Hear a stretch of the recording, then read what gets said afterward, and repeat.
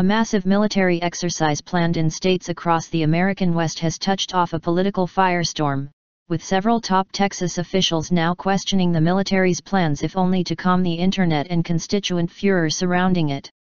The 7-state war simulation exercise, known as Jade Helm 15, is planned for this summer. It involves training exercises on private and public land. While such exercises are hardly unique, even the military acknowledges the size and scope of this one sets it apart.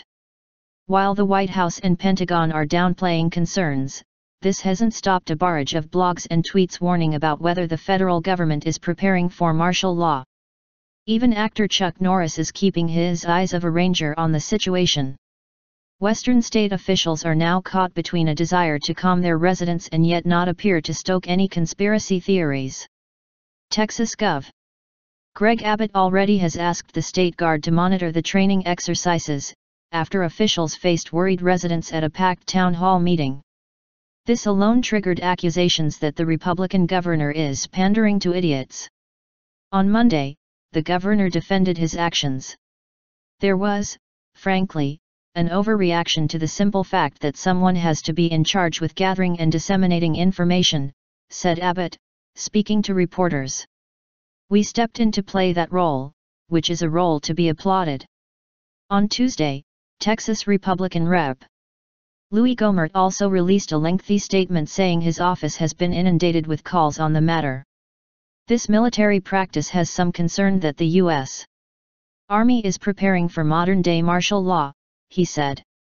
Certainly, I can understand these concerns. At the same time, Gohmert said he understands why military officials want to test whether special forces groups can move around a civilian population and handle various threat scenarios. Gohmert explained that his concerns stem from the way the military is approaching the exercise. He cited a widely circulated map which details the 7 states that are part of the exercise: California, Nevada, Utah, New Mexico, Arizona, Colorado, and Texas. The map has Utah and Texas colored red and labels them hostile. It labels other states as permissive, leaning hostile and leaning friendly. Gohmert said he was rather appalled that the hostile areas have a Republican majority, cling to their guns and religion, and believe in the sanctity of the United States Constitution. He called this an affront to residents there and urged the military to change its approach and tone.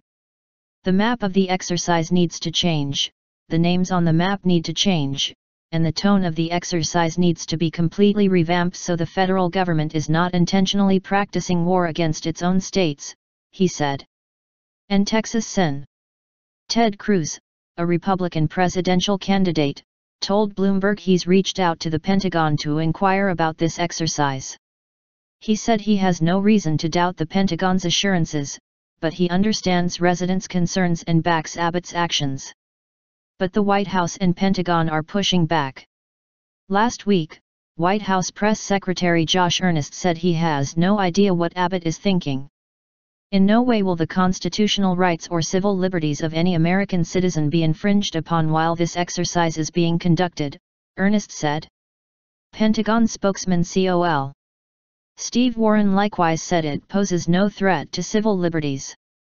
This is a several weeks-long training exercise with the purpose to refine the skills of our Special Operations Forces, he said, while batting back strange internet conspiracy theories and wild speculation about the operation.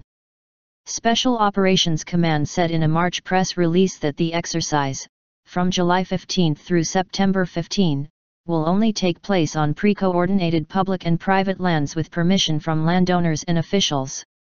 Much of it would be in remote areas, though residents may see an uptick in vehicle and military air traffic and its associated noise.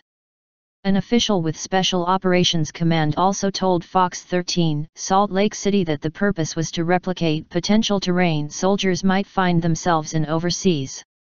As for labeling states like Utah hostile, the official said that was part of the design. It is fictional and is not intended to represent any belief that the state of Utah is hostile, the official said. The politics have gotten tricky for Western state lawmakers, however, as it puts them between concerned residents and America's soldiers. In Texas, Democratic Party Deputy Executive Director Manny Garcia called on Abbott to apologize to the military, accusing the governor of giving credence to conspiracy theorists by ordering the Texas State Guard to monitor U.S. military operations. Meanwhile, Chuck Norris, a.k.a. Walker, Texas Ranger, is backing up the governor. Writing on the conservative website WorldNet Daily, he said, "Concerned Texans and Americans are in no way calling into question our brave and courageous men and women in uniform. They are merely following orders. What's under question are those who are pulling the strings at the top of Jade Helm 15 back in Washington. The U.S. government says, it's just a training exercise. But I'm not sure the term just has any reference to reality when the government uses it.